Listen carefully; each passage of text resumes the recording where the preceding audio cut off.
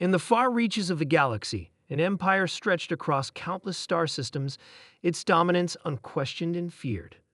The Zorathians, a race of towering, technologically advanced beings, had ruled with an iron fist for centuries. Their ships were like dark clouds across the void of space, and their warriors, known for their brutal tactics, crushed entire civilizations with ease. The Zorathians were the galaxy's most formidable force, their power absolute. The Zorathian Empire was built on a single core principle: might makes right.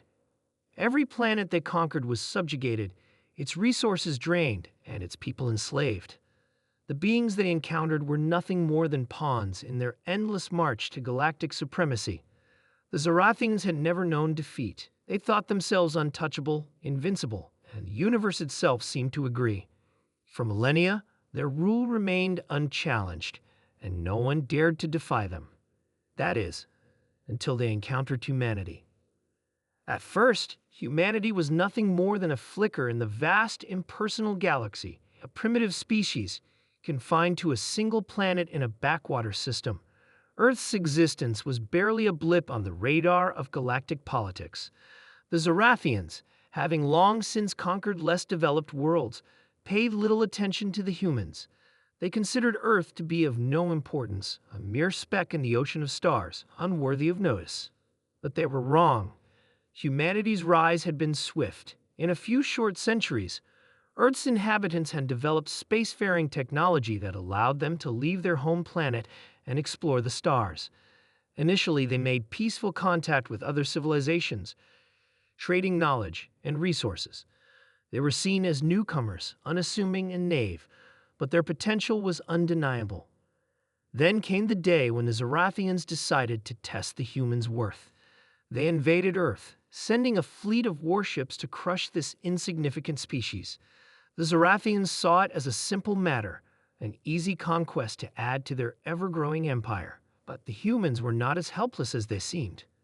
The Zorathian fleet entered Earth's orbit with overwhelming force.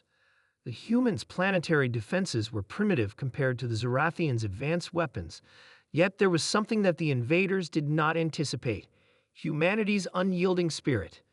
The humans fought back with a ferocity that shocked the Zorathians. They had never encountered such tenacity before. At first, the human military's efforts appeared futile. Their weapons bounced off the Zorathian warships, and the invaders' ground forces began to land, ready to claim Earth for their empire. But as the battle raged on, something began to change. The humans, undeterred by their initial failures, began to adapt. They learned quickly, using the Zorathians' own technology against them. The humans had one thing the Zorathians lacked: innovation. Human engineers worked around the clock, reverse engineering Zorathian tech and turning it into their own weapons.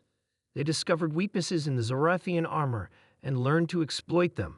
Human pilots, unburdened by fear, took to the skies in makeshift fighter ships, using hit-and-run tactics to cripple the Zorathian fleet. The Zorathians, overconfident in their superiority, found themselves outmaneuvered and outsmarted at every turn. The tides of war began to shift. As the Zorathian forces dwindled, they grew more desperate. The humans' unity and resourcefulness were proving to be a force to be reckoned with. The Zorathians had underestimated the power of a species driven by survival, and now they would pay the price. Humanity, though still a relatively young species in the grand scheme of the galaxy, proved to the Zorathians that they were not to be underestimated. They'd fought with everything they had, and soon the Zorathian Empire found itself on the brink of collapse. Their once unstoppable war machine was brought to its knees by the ingenuity and willpower of a species they had thought insignificant.